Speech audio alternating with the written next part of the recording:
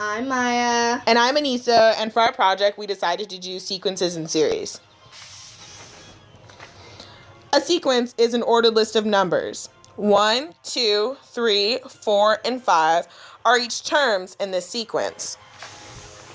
A series is the value you get when you add up all the terms of a sequence. For instance, 1 plus 2 plus 3 plus 4 and 5, the terms of a sequence added together equals 15, which is the series. An arithmetic sequence is when the difference between each term is constant.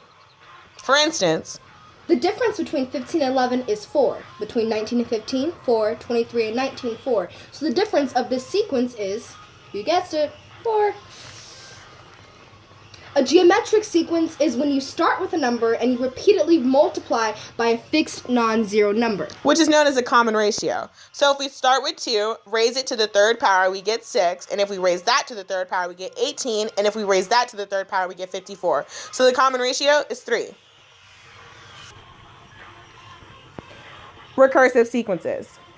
This is the process of choosing a starting term and repeatedly applying the same process to each term to arrive at the following term. So a recursive equation can be an minus 1. So a1 equals 2. a2 equals 2 minus 1 equals 1. So a2 equals 1.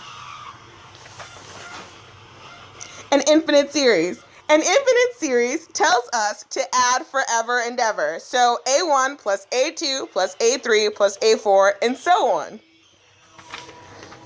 In a convergent and divergent series, a sequence is said to be convergent if it approaches a limit. So below here, you see alternating signs of the reciprocals of the positive integers. So you see a minus, a plus, a minus, a plus.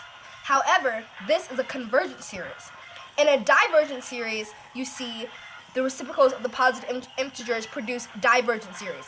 So you have plus, plus, plus, plus. They're the same. Also, he's cute, so just like... For our real-life experiment, we did. Joe is doing an experiment for the science fair on bunnies. He wants to know how many babies the bunnies will have each month.